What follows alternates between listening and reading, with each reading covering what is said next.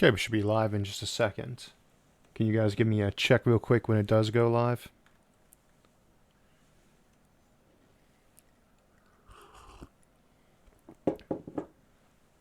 Okay. I think we should be going live right about this second, so welcome everybody to our November into the month Q&A session. And we'll start taking questions right away. But first, before we jump into those, and while we make sure all the audio and visual stuff is fine, we do have our upcoming schedule for December. You'll see that flickering off to my left in just a moment or so. And there was also just an interview with John Michael Godier. We posted part 1, and part 2 just came out last night after the Flat Earths episode. The megastructuralist Flat Earths episode, I should want to emphasize there. So, again, we had a lot of commentary on that video about the Flat Earth theory, not really related to the episode. So, alright. So let's go ahead and get started with questions. And while those are coming up, as everyone says hello, again, hello everybody. We will try to hit everybody's questions as much as possible. If you've had yours out there once or twice, go ahead and repeat it a third time at most. But if no one sees it by then, that probably means either we're not going to take that question or, well, basically that we're not going to take that question. All right, we have a question from Harrison and Sophia. Can you talk about cryonics? We did in Sleeper Ships, of course, but I have been thinking about doing a more detailed episode on that at some point in time, because again, Sleeper Ships was really more about its application to travel, whereas with cryonics in general, there's so much more that it has an impact on, kind of like we did with life extension. We did the life extension episode, and then we did the science of aging episode about a year later. And I think if we did one like that, we might want to talk to somebody like Alcor, that's one of the bigger companies that does cryonics, and see if they wanted to participate, because working with SENS for the Science of Aging episode was really very handy. As to whether or not it will work, I mean, that's always kind of hard to say, because there's so much repair work that you have to do to something after it's been frozen, although it's really a little bit more like being dehydrated. You're going to have to do a lot of repair work, and as we often said, that probably is going to fall back on either some genetic tinkering with humans directly, or nanotechnology. And someone said the live stream just dropped. Is the live stream good? Can someone hit yes if that's the case? Pausing while we find out there's a technical glitch. Okay, I'm going to assume for the moment it is actually good, and I'll just keep talking. Anyway, with cryonics, if we can actually make that work, if we can wake people up. Right now we can freeze them. That's not a problem. We've been able to freeze them for quite some time. Freezing them in a way that they'll actually be potentially restorable, that's still tricky, and of course the part about actually restoring them is a whole other story. It is essentially resurrection, and whatever you had when you went and got frozen is going to be a bit of an issue. You have to be able to cure whatever it is, and typically speaking, people use this as a last resort. So I do think it's one of those things that we're going to figure out probably in the next century or so, but it's one of those things where I don't think you'd use it to extend your life. And again, we'll talk about that more in a future episode, and I think we will probably do another episode on that. Alright. Question from Roach. I heard someone mention slowing time by placing someone between high gravity gradients, canceling each other out. Yeah, actually, it was me. Is there a detectable time dilation in deep caverns? There is actually more time dilation if you get deeper and closer to the center of the Earth. A slight misunderstanding people sometimes have about that. It's not the force of gravity that's slowing down. It's more like the potential. When you're looking at how much you slow down, very loosely, if you work out what the escape velocity is from wherever you're at, then treat that as your velocity under special relativity. That's more or less the amount you're slowing down, the Lorentz factor you'll calculate out from that. That's not the best way to do that for accuracy, but it will always give you a pretty good approximate answer. There's very little on Earth. Like, if you're at the center of the Earth, there's no gravity at the center of the Earth. Same for the center of the Sun. There's no gravity. It's all spread around you, old Gauss's law. Forces are canceling out. But there's still that gravitic potential that you'd have to use to escape from there. The escape velocity from the center of the Earth is very high compared to the surface of the Earth. It's still really tiny, though, and going to a deep cavern or up on top of a tall mountain, if you bring an atomic clock with you, you will eventually, get a digit off, but it's very minimal. And when we're talking about doing something like slowing time down to, a near standstill for someone for stasis, you'd be talking about a force, a potential on par with that of a near a black hole or neutron star to have any real effect. And if you can make two fields like that, that are not omnidirectional, basically like an electric plate as it were, only for gravity, then you could theoretically put someone in stasis that way. And if you did it correctly, they'd survive the process. We have a question from Matthew Stronman. What are your thoughts on von Neumann probes driven by digitized brains like the ones featured in the Bob Bevore sci-fi books? That would be Dennis E. Taylor's book series. I think I've recommended that quite a few times. We're going to be talking about von Neumann probes very heavily at the end of December. It's our last episode for the year, Seeding the Stars. So I don't want to go into too much on that today. But it is definitely an option. The one mistake people make with it, though, is while it is advantageous compared to a generation ship, it's not nearly as much so, as we'll see in that episode, as people tend to think. So it's more like an option you'd use if you're already comfortable with that kind of digitized life, not one you'd use as the only method of getting to the stars. We have a question from Martin. Isaac, do you have an opinion about the standard model and where modern physics is going? I do not consider myself to be a good enough theorist. My area was biophysics anyway, for theory, not cosmology. The standard model is certainly held up surprisingly well. I know a lot of things like supersymmetry have had some blows in recent years. They're very good models, but I'm not qualified to really say which one is right or wrong. Nobody really can yet at this point in time, but there's quite a few people who would have more legitimate opinions on that than me. As I say, what's proven so far, the standard model holds up very well, especially with the Higgs boson added in there. It will have to be adjusted. There's no getting around that. There's nothing on there for dark matter yet, and we're going to need something for that. There's nothing for the graviton specifically yet, and we're going to need that when we figure that out better. Alex asks, if Mars core is cooled, will that allow for a depth of mining not possible on Earth?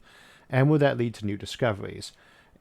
You can always mine deeper on smaller planets. There's less gravity, less temperature gradient for the most part. And just in general, it's so much easier to actually shore things up, which is one of the things that keeps us from drilling much deeper. That's another thing we'll be talking about in December. Sorry, not December. In January's Subterranean Cities episode, which I just finished writing. And it is a bit of an issue. There are things people tend to forget about when you drill really deep in places like that, too, is that you start getting pressure problems. On Earth, the air pressure is going to go up. It becomes like a hyperbaric chamber if you get low enough, assuming you're not dealing with all the heat. In a place like Mars, that could actually be advantageous, though, because instead of trying to terraform the entire planet to where you can walk around breathing, you can just go into deep caves or tunnels where there's enough air sitting on top of you to cause regular pressure. And so that might be one of the first places that we actually make open air environments there would be very, very deep craters or deep tunnel shafts that we can fill with air, and they'll leak, but we could dome them over on top. And that will give us a decent pressure without having to actually just do a pressurized dome effect. Question from Malk. What would be the best location for an Earth-based mass driver? In whatever country has the energy to actually run one. I keep forgetting the name of that mountain, Chimborazo in Ecuador, is usually considered one of the better locations because it's not too far from the coast. It does have to launch over land. Usually you like to have these things on the eastern coast that goes over the sea, but it would be mostly directly over Brazil's Amazon, so a crash is very unlikely to hit a building. That would be kind of the ideal place if location was all that mattered, because the equator, you get that spin assist for launching, and you also get just a little bit of an extra altitude bump. And it's not so much about you're a little bit closer to space as you have less atmosphere to go through. So that's probably the ideal location, but it's minimal enough that you can pretty much put whenever you want to. And we do have the advantage with these because there's no huge rocket blast when they take off, that where mass drivers, space elevators, things like that are concerned. Not space, well, space elevators too, but orbital rings, things like that. You can put the tether directly into a city, the launch port directly into a city, and people can leave directly from there. And that's very advantageous because you don't spend hours driving or flying to the spaceport. Mad Skills asks, can you discuss Kugelblitz black holes and their application for propulsion? We did actually do a black hole starships episode way back in, I guess it'll be season 2. We are going to redo that episode, though, and probably in early spring. I know Jeremy's been working on some very nice graphics for that. And with a lot of the older episodes, it's not just the visual and audio quality is a little bit bad. And again, Mego Structural's Flat Earth yesterday was a partial redo of the old Discworlds episode, also from early season 2. They are. I don't like to just do a straight repeat of an episode, but there's always more to talk about, and a lot of those early episodes were very rushed in terms of trying to compress too much information into something. So I do think Black Hole Starships, which is actually a 2-part episode, would be one of the ones we end up redoing. And we'll be looking at some other uses for black holes there besides just Kugelblitz black holes, and that was the focus there, was Kugelblitz black holes. Josh asks, what is your take on how bad climate change might actually be? A controversial one. And how optimistic, pessimistic are you that humanity and nations can work together to one reasonable goal? I'm pragmatic about international cooperation. I don't believe in ever basing a plan on everybody coming together and for big friendly hugs. Humans are surprisingly reasonable. That's one of the mistakes people make when trying to look at the international scene, is this assumption that everybody is crazy or out for themselves. They are, for the most part, mostly worried about their country. That's the job of whatever leader is in charge there. But they often are willing to work together to good ends, and you can check that every time there's a crisis with refugees. We are pretty good about sending supplies to assist these days, and not too many violent wars of conquest anymore either. There are still some, unfortunately, but there are a decent amount of diplomatic, sane and healthy diplomatic process these days. As to climate change itself, you would have to talk to a climatologist about how severe it could get. Usually we would say that the really extreme cases like the greenhouse Venus effect is off the table. There really shouldn't be too much reason to think that could cause something as bad as a sterilization of the planet. But we are really new to weather modeling, so it's very difficult to say how bad or not bad it might get. There could be some positives out of it. There could be a lot of negatives out of it. There's almost always going to be some sort of silver lining out of it, but that's one of those things you'd have to talk to a climatologist. I keep to my own niche on something like that, especially a topic as controversial as that. Let's see. Question from Stella Mimor. How big do you think interstellar ships would be? Kilometers across. Sorry, not across, deep. I don't think you'd typically go above about 500 meters wide for them unless you're getting much, much bigger.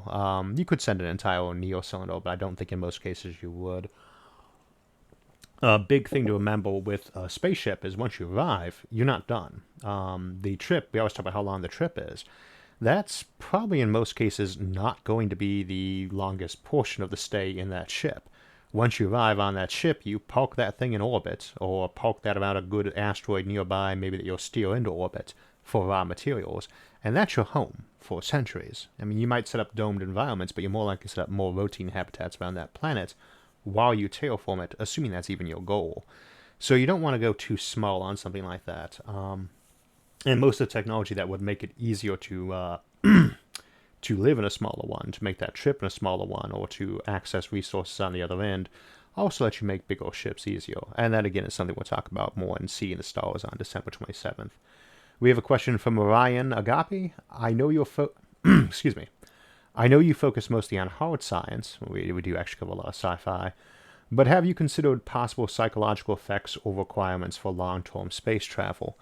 We certainly have talked about it. I'm not a psychologist, so I do tend to focus more on the physical end of things. It's a big concern. Anybody who thinks that you can send people, especially in small groups that wouldn't reflect Dunbar's number or bigger, a population of hundreds or more people, anybody who sends folks in a sub 100 number to some location far from home and isn't expecting that to cause a lot of psychological or morale issues is fooling themselves. Even if you take the cream of the crop. And that's why we do put astronauts through such a horrendous selection process.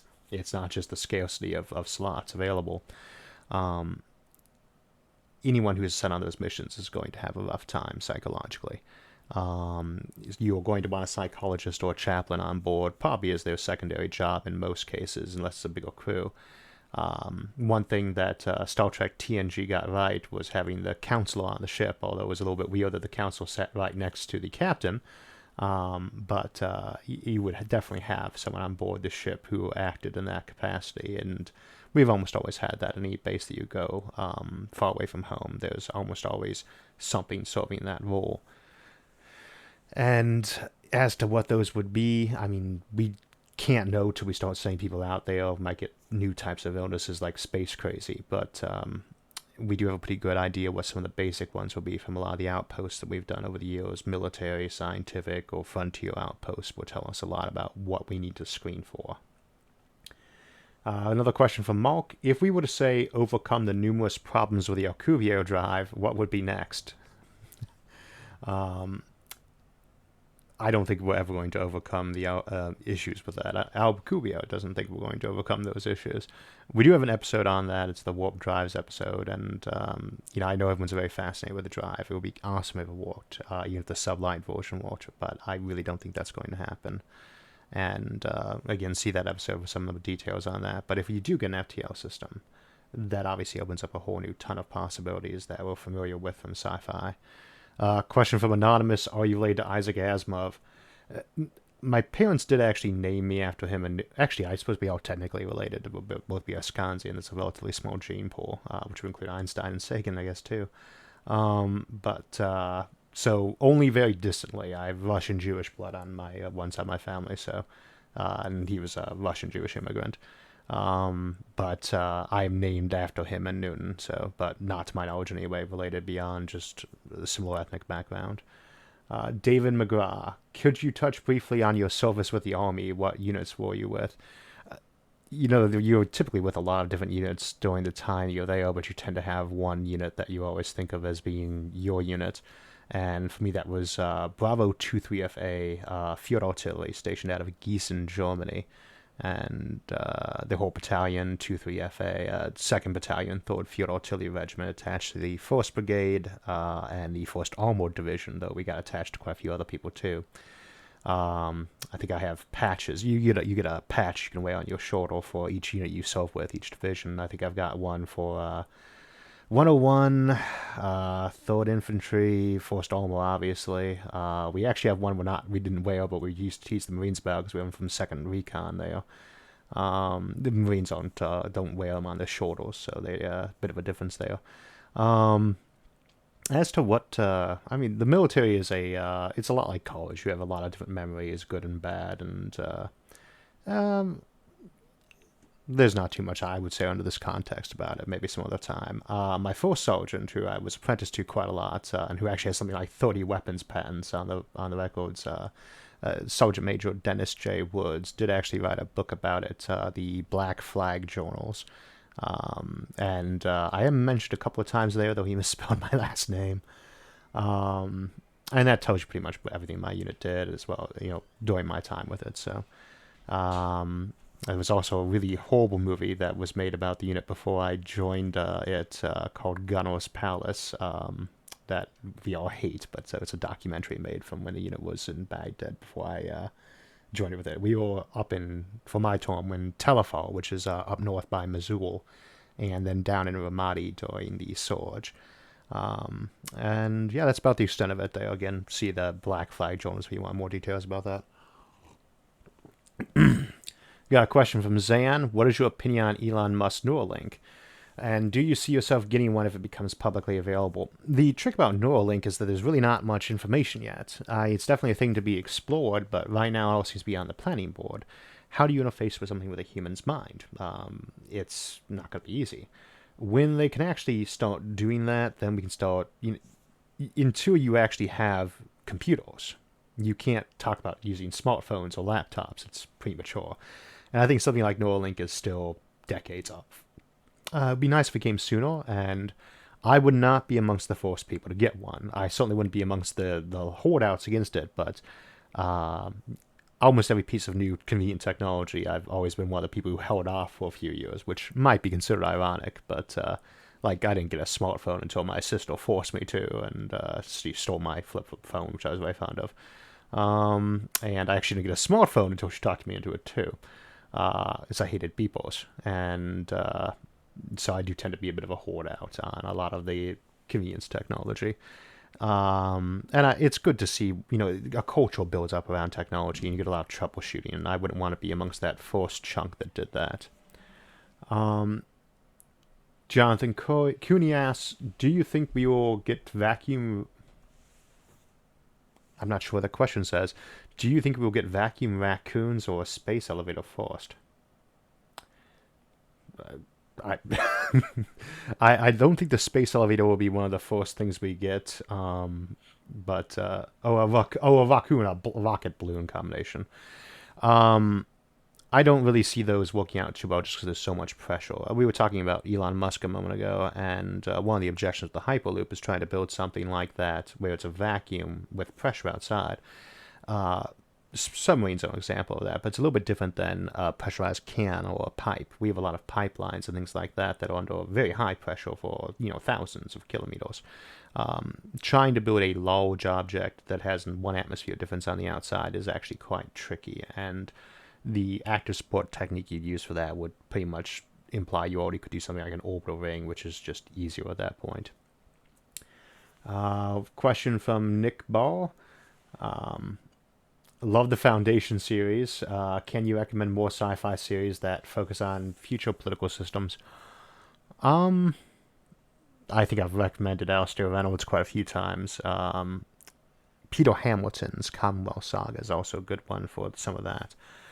As to, it's funny with the Star Wars movie, Phantom Menace, everyone always complained that they hated the Senate scene, which to me wasn't very good, but the boring politics part, I actually kind of enjoyed that. Not as much as the lightsaber duels, but I didn't find that to be one of the flaws in that movie, and of course there was quite a lot of flaws in that film, so that wasn't one of them in my eyes, though. Probably Peter Hamilton's Commonwealth Saga, the only one that comes to mind at the moment, though there are plenty of them to do that. Problem being, politics is, well, I guess I can still call it my day job, usually a lot more complex and a lot more boring than most people tend to think it is in many respects, and authors tend to get it wrong a lot. Heinlein would be another good one to look at. Starship Troopers, he does the same thing there, where I don't really agree with a lot of the conclusions he draws, but Heinlein would be a very good one for that. And then, I guess if you want to go on the far spectrum, Ayn Rand's Atlas Shrugged, or for that matter, Kim Stanley Robinson's Mars Trilogy, both fairly heavy on the politics. Especially Atlas Shrugged. So, all right, let me scroll down and get our next question.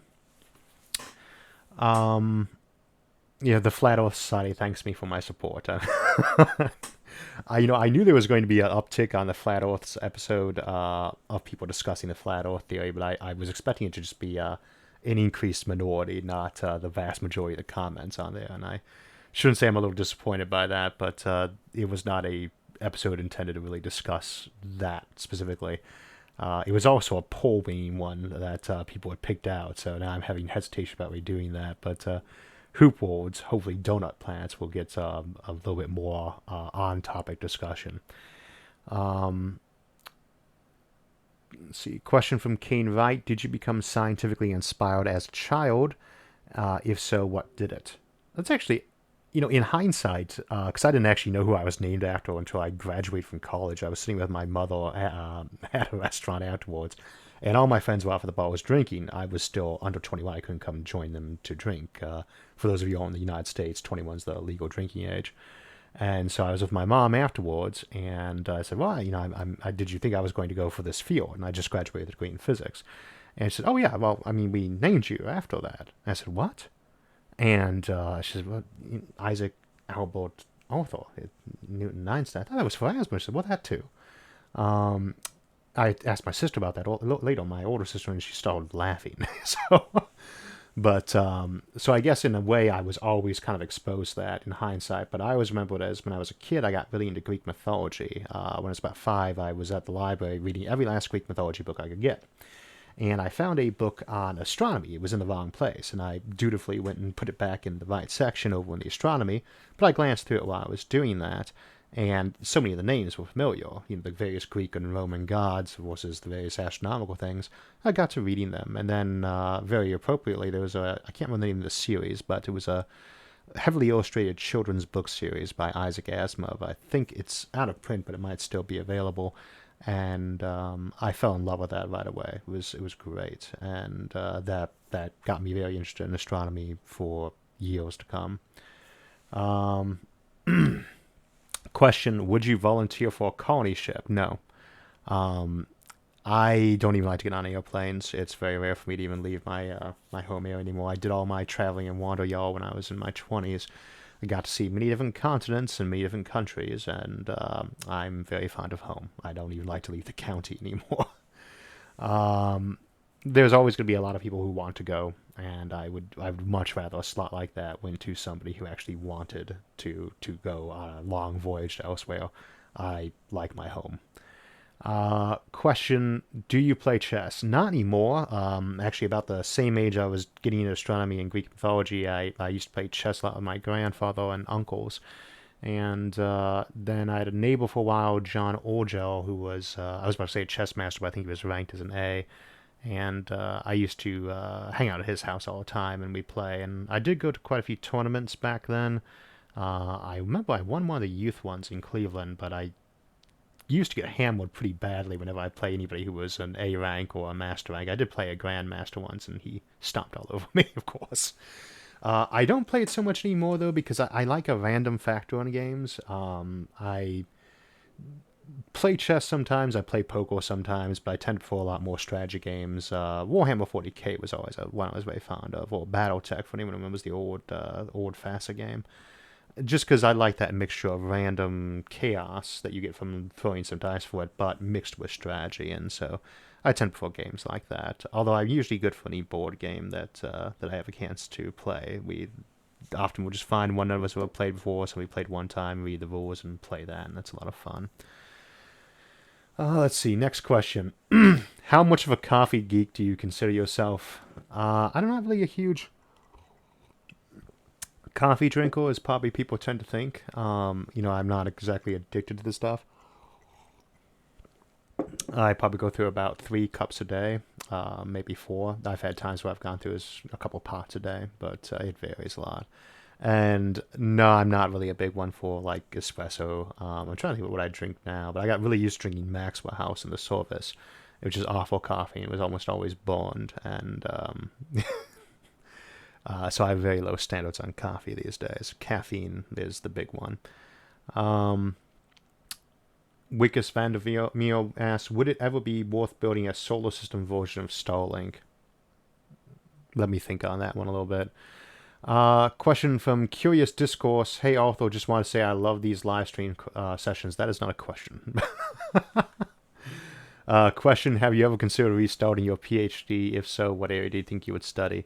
No. I mean, I had meant to either finish it up in the Army. A lot of people in the military go OCS. I enlisted, by the way. But, it's very common for people who already have a degree to go OCS, to go become an officer afterwards. And a lot of times they'll have you finish up a master's or a doctorate while you're a junior lieutenant, since you already have some experience. And I kind of assumed I was going to do that, but when I decided to leave the service, that was pretty much the end of it. I thought, well, I figured I was going to go back and finish the PhD, but there was a time and a place for that in life, and I do not want to personally go back and do that. As for what field, it wouldn't be biophysics. That's a good portion of the reason I left. I know it wasn't an interesting enough field in many respects, but it didn't entrance me the way that we thought it was going to in the post-genome product area of the early 2000s.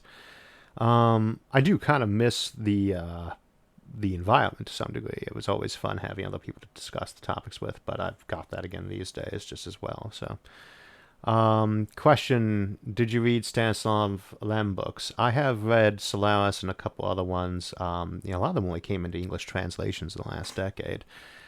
Solaris, of course, is a classic, and he's done a lot of other good works. Was a Siberiad, and I can't remember some of the other titles at the moment. He's certainly a good author. I'd recommend to a lot of people, but he's not one of my personal favorites.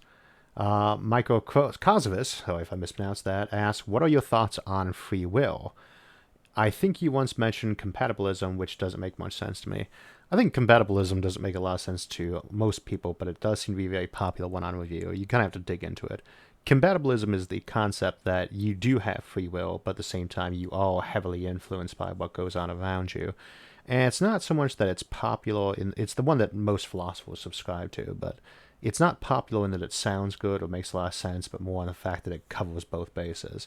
You're not really going to accept any scenario that does not permit free will. There's no point in even discussing an option where free will doesn't exist, except as a thought experiment.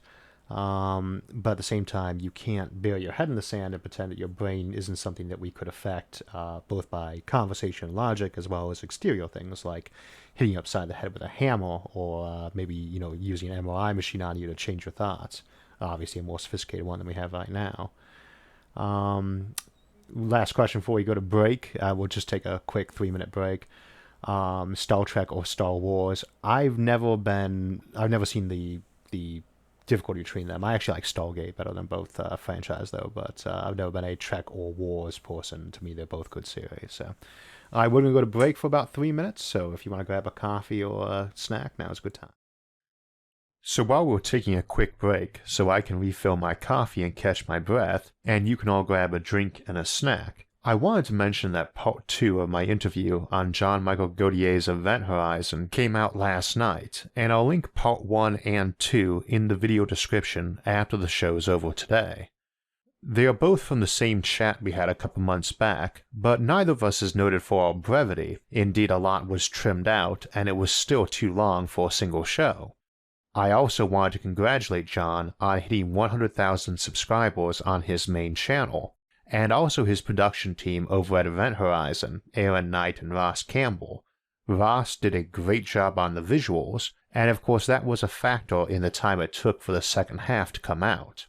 I noticed at the end, John's joined me in being one of the few YouTube channels whose episodes have a credit roll. For anyone who didn't know, episodes here on SFIA tend to be written a couple months out, largely because of production time. Tomorrow we're doing our brainstorm session for the late January episodes, and all the audio is already written and recorded through January 17th's upcoming Subterranean Cities episode.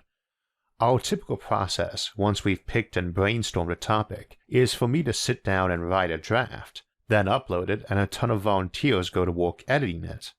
Once that's done, I record it and edit the audio. Sometimes Eric will help with that, and then we wait for graphics to be made, typically a period of over a month. At the end of that, Luca sends me the soundtrack and I add it, the narration, and the various graphics together to make the draft video, which a whole bunch of us then review for errors and rendering glitches. When you list off everyone involved in that, from brainstorming to captioning, and then on to moderating our various forums and social media spots, it's around 100 people, a far cry from early days, and I think it shows. I've gotten far better on every aspect of production, which has helped a lot, but in the end, it's that team that's made the super majority of the difference, and I want to thank them. We'll be right back.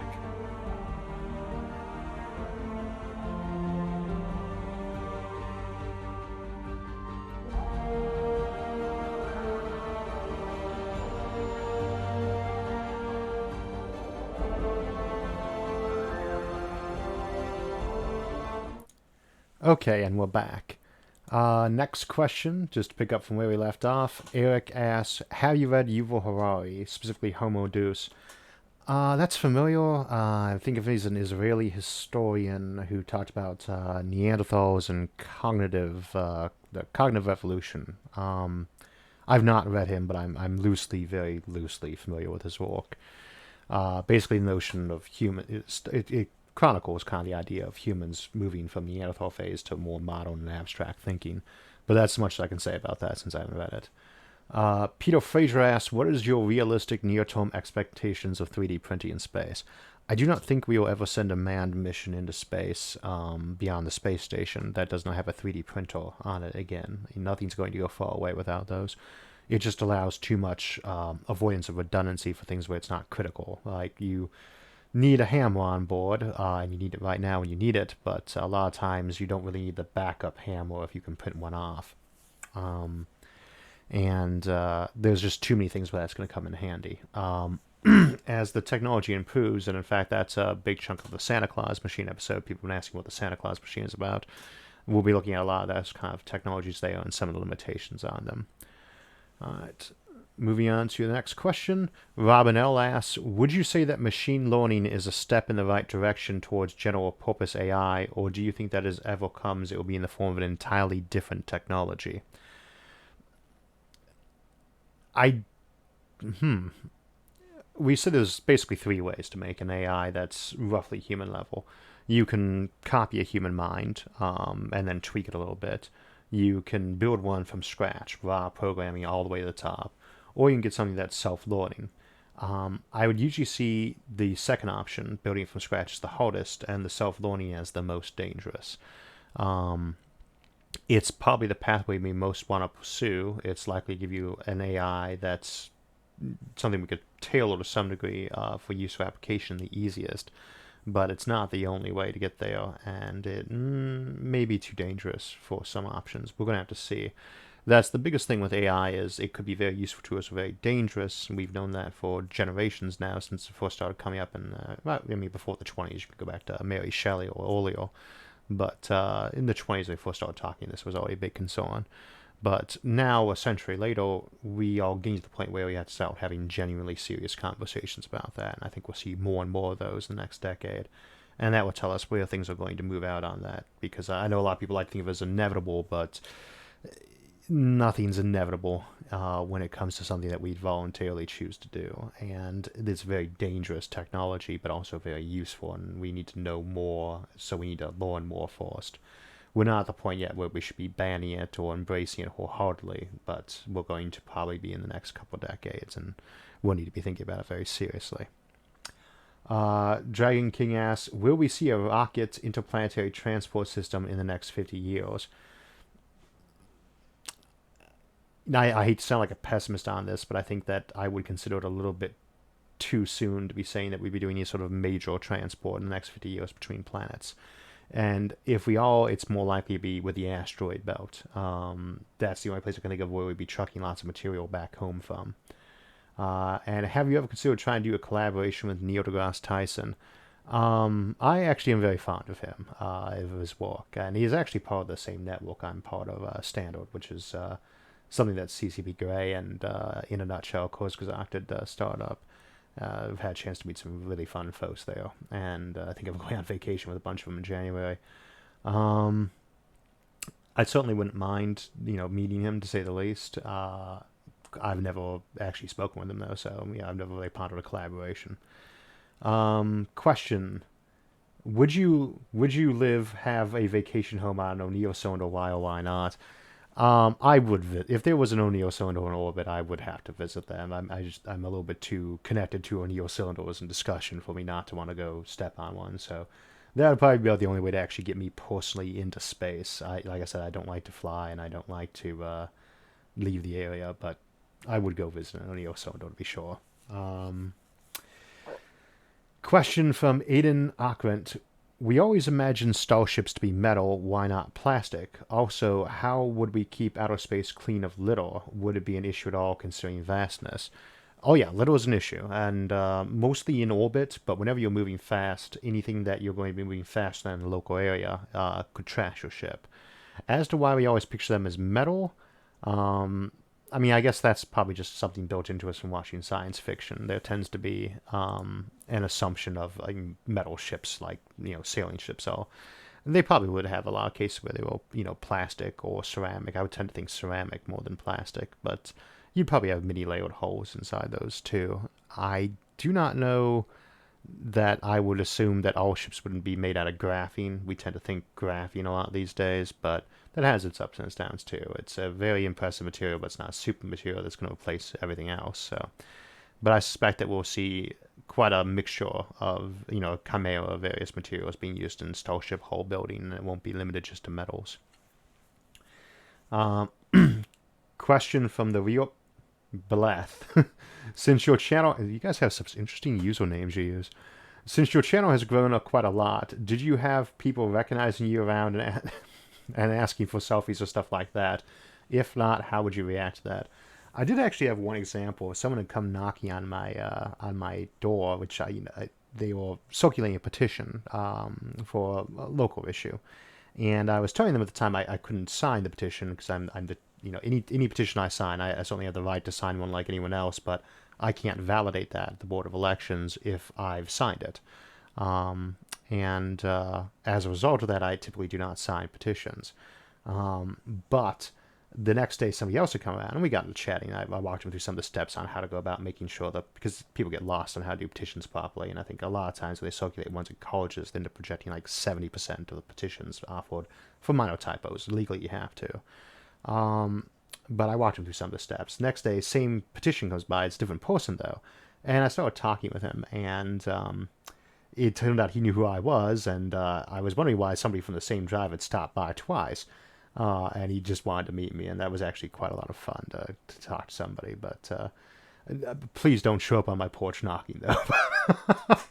But that's about the extent of it. And I have quite a few friends in the area, obviously, who know about the channel and say hi or like to watch it. But no one's really, come up and recognize me. Of course, I'm not on screen much, so I don't think most people would recognize me as I was walking by anyway. Which actually, I have to admit, I prefer. Let me find that question real quick. Kono, thank you. He says, great channel, highly enlightening. Mark Zimmerman asks, would you ever consider doing a collab with Michio Keiko?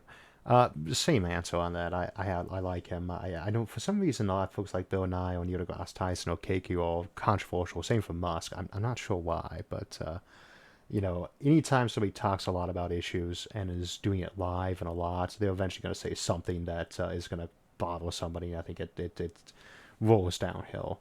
It's one of the reasons I don't like to do live shows, to be honest. But yeah, if he was available and interested, I'd certainly be very glad to meet him and do some kind of collaboration. But again, he's another guy I've never met. Question from Gorgonopsido. You think some interstellar ships, assuming no FTL technology, would end up as long-term social experiments such as the vaults in Fallout? I have never played the video game Fallout or any of its sequels. You would... Anytime you have data, you're going to use that data. If you're studying a plague or an epidemic that's happened, you don't say, oh, well, this plague is going on, it'll be horrible to use this data. You use the data. There's a difference between that and actually conducting experiment, like infecting people with a bit of plague, like Ishii did in Japan in World War II. And I could very easily see us doing a lot of studies on colony ships or colonies. You'd be negligent not to. But I don't think we would build one for that. I don't think we would. Certainly some other civilization, human or otherwise, might do that at some point, but I can't see us doing it. Apex Tyrannus asks, what was your MOS in the Army? I actually had two. I was a 13 Bravo initially, though I almost never actually manned a howitzer. 13 Bravo is a field gunnery artilleryman gunner. And then later on, I reclassified. I was mostly a 92 Yankee a lot of the times, but 92 Alpha was the final MOS I had. They sent me to Mississippi in the middle of summer for a retrain on that, and then to Montana in the middle of December for that. And then they asked me if I wanted to re-enlist and get promoted, and I told them no. So, not the only reason I left the Army, but that was pretty much the end of my interest at that point in time. The 92 series is logistic, 13 series is field artillery, 11 is infantry, for instance. Every one of them has an area. Next question. Comment Nano Freak asks, I am a developing science fiction writer. Your videos have been invaluable to me in building up a knowledge base of scientifically solid concepts. Thank you for your inspiration and work. Thank you. Question from Archaist Alpha. Would it be worth it to you being sent with a one-way ticket to satisfy your curiosity whether alien life exists and what it is like? I would rather send somebody who was an expert and actually wanted to go. I'm more than happy to give armchair advice from back home on Earth. Again, I grew up watching space opera, Star Trek, Doctor Who, all that stuff, so it's certainly fascinating, but so is climbing a mountain. I've never had a particular desire to do that. I haven't gone hiking in years even. I've gotten very boring in the last decade since I left the service, and I am very glad to live a very boring life and would like it to stay that way. Titanium Town asks, do you think that the Earth will ever unify as one body against other planets, like in TV shows, or that we'll ever have a unified solar system against other inhabited solar systems? Forever was a long time. Nations unify into bigger nations, typically from an external threat, not necessarily a violent threat, but it could be something as simple as trade wars and advantageous positioning in terms of diplomacy. Um, and you could end up with like a unified Earth for that reason. But the last planet I would expect to actually have a unified government would be the Earth. I would not be surprised if you had like giant, interplanetary empires of trillions of people, with various colony stations here and there throughout the solar system or even other solar systems, who still had a chunk of Earth that was there, where the capital was at, that was small and they had borders with. You could have the Malta Empire that had its capital on Malta and controlled half of Mars or something like that. So I do not think that that's something that would ever tend to happen. I don't expect us to have any external threats to us that would require that anytime in the near future. 10, 20,000 years down the road, if there are lots of interstellar empires, everything's settled nearby us, I could see a unified Earth there, or something inside of Kardashev 2 civilization here maybe, but the more peaceful and diplomatic civilizations get, the less likely I think they are to tend to unify into larger conglomerations because there's less impotence to do so, and there's generally a motivation to want to stay as local as possible, though that's just my opinion. Titanium Town, do you think that the Earth will ever... Oh, sorry, we just read that one. Fred Red asks, what do you think should be done about all the space debris? See the Upward Bound Orbital Infrastructure episode. Probably laser brooms would be a good one. In the short term, mostly just trying to make sure we don't do it. A lot of places, companies, nations are kind of lazy about what they do with their dead satellites in terms of pushing them into graveyard orbits. Best to push them down into the atmosphere when possible so they burn up. Down the road, I think a laser boom approach would be the more likely approach. And again, we discussed that in order infrastructure earlier this year. Question from PS. Ever consider devoting some vids to sci-fi 10 to 20 years out and tactical strategic implications of things like cheap drone swarms, I'm losing my voice, changing current landscape? Well, we did do the Attack of the Drones, about 2 months back. I was just track of these things because I write them like 2 months before they premiere. Sorry, we just did Flat Earth yesterday, but my brain's busy thinking about the late January episodes. I would like to do some more of those. People sometimes say we should do stuff closer to home, but then when I do a video that's like only 10 or 20 years in advance, someone will say, oh, I hate when you do these near-term videos. Go do one in the fall future instead. So I try to mix it up a bit, but to be honest, I'm kind of bored talking about warfare because it's very hard to do so, and there's so many armchair quarterbacks on things like that. War is very unpredictable strategically. If you think of a chaotic mess that people win who basically don't so much know what the situation is as are less ignorant or incorrect about it than the opposition. It's a guessing game where strategy changes constantly from really small things. And I really feel like I'm reading tea leaves when I discuss it even 10 or 20 years from now. That's why we limit ourselves to just what science tells us definitely is or is not on the table, as opposed to what methods would be preferable. Invisible, what technology are you most looking forward to?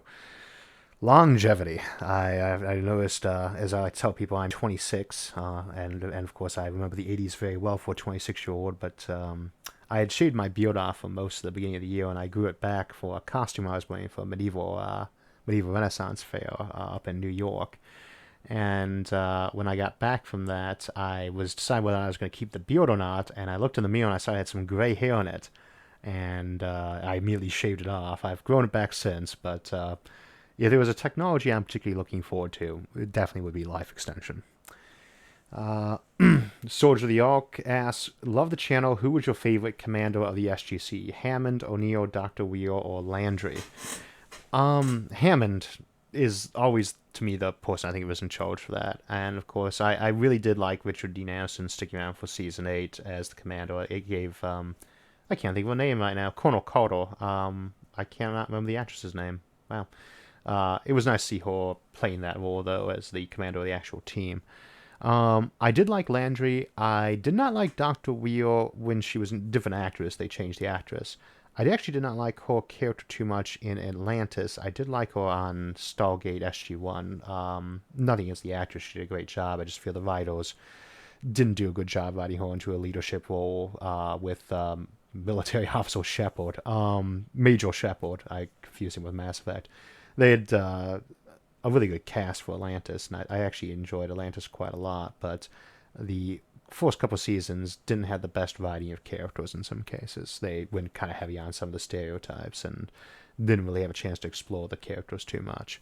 But as we get into further seasons, it was quite a lot of fun, and I really liked Dr. Beckett, and I missed they killed his character off in season 3, though they kind of brought him back, but they did replace him with Jewel Slate from Firefly, and I thought she did a great job in that role too. It was certainly good to see her again, since I am a Firefly fan, not quite as fanatical about it as some people, but I always regret that show got canceled when it did. To answer the question, though, General Hammond was my favorite commander of the SGC. Question from Kincaid. Do you think that dating apps like Tinder will have negative effects on our species over long time frames, given what they select for? I have never done online dating. I think actually, no, I did try it out one time when a friend pushed me towards it. I know Tinder is an app that you can use to look at people and see who in your area you want to date. And then I'm sure that there is going to continue to be an electronic service towards it, but I'm just old enough to remember when dating online was a very strange and weird thing, and it's still, I can't really speak to it because I just don't know much about it. It's still new to me, even though it's like 20 years old. Say, for a futurist, I'm not that good about getting into new technology right away. Question from Antifusion. Any thoughts on the Moon Direct proposal by Dr. Zubin? Anything you would like to see added or issues you would address? And someone was just talking to me earlier today about more of the Mullis profile, about using power satellites for that. I think I've mentioned before I'm a very big fan of Dr. Zubin's, and I've actually never met him, though, strangely enough. We are Facebook friends, but I don't think we've ever talked. He is very detailed in terms of when he puts these plans together. I would consider him probably just the expert on putting together these kind of space missions from a futurism angle. And I have not really dug into it probably to the degree I should, just because to me it seems like it's one of those things where when it's ready to go, when we know more about it, we'll get more details. But until then, just the basic framework seemed fine to me. I didn't see anything that I'd want to add or subtract from that per se. Nicola asks, what do you think will happen first? Will we digitize our minds or be able to build O'Neill cylinders? Technically, we can already build an O'Neill cylinder. I mean, again, that's just a cost issue. Cheap space travel or digital intelligence? I'd probably go with an O'Neill cylinder first, though, a more modest one, just because there's not really much need for a full-blown O'Neill cylinder yet. And again, I don't think digitizing intelligence is one of those things that's going to take a really long time for us to get into. I think it is something for the 21st century. But I think there's going to be a lot of resistance to actually doing it with humans, even volunteer humans early on. Leo Foreman asks, what is the process for selecting questions to be answered during the live stream? Actually, probably not a bad one. There are 4 or 5 people who are Discord administrators and moderators right now who are looking at the YouTube live stream. I'm actually not even, it's over on the other model. I'm looking at a picture of myself on OBS, which is the live streaming software I use. And over here, just to the right on the screen, I have a Discord chat window open, and they are putting questions into it from there. I do not know what criteria they actually use to select for them, other than I say, please pick the ones that are mostly legible and stay away from topics they know I'm not going to answer. So, for instance, I'm not going to tell you what my political affiliation or religious affiliations are. That's, to me, always something separate from the channel. Let's see. Nabil asks, have you ever played Elite Dangerous? No. Many people I know are very fond of that game, but I have not. John Grello, I've also never played Stellaris. People ask that a lot, too. John Grello asks, question, I've always imagined that artificial intelligence would suffer the same issues organic intelligence would suffer from, such as disorders that humans suffer from. Probably. I mean, depending on how different it is, a lot of the mental disorders we have are very keyed into our. I hate to use terms like lizard brain or primate brain, but with these layers of architecture that the brain has developed over millions of years of evolution, and those are basically what are responsible for all particular versions of that. So I don't know that an AI would have a sense of humor, for instance, or have a sense of fun. I suspect they'd have something analogous to it, and they might actually have the exact same thing if we were built them up like us. But the same is going to apply for a lot of. I just lost my train of thought. With AI, you would expect there to be potential psychological issues, and I was thinking of was it Susan Calvin from the old Isaac Asimov robot series, was the robo-psychologist for U.S. robots, and one of my favorite science fiction characters, Susan Calvin. If you've never read the Asimov robot novels, I strongly recommend them, both the ones that are set in the U.S. robots phase with Susan Calvin and the Elijah Bailey novels that followed up. But yeah, I think they would definitely have mental disorders that could develop, but whether or not they'd parallel what we have or not would be very iffy. Miasco asks, what's your favorite dessert, cake, or comfort food? Probably something with chocolate or strawberries. I do not actually eat a lot of sweets or snacks or sodas or things like that. But I am fond of chocolate. Invisible asks, would you replace a biological body for a robotic one if it would extend your life? I don't consider those two. I mean, that's a false dichotomy to me. You could potentially clone a body that was highly roboticized. You could potentially have a cybernetic body that was mostly biological. You could have a robot that's built mostly out of biological material or ceramics instead of metal. I would not have any problem replacing bits and pieces of myself if there was something wrong with the actual body part itself.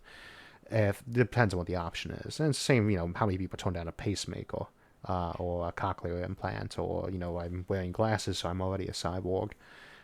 So to me, that's just it's going to vary by person. I'd never force anybody to take on a prosthetic tooth, for instance, but teeth fillings are pretty normal, and I expect that.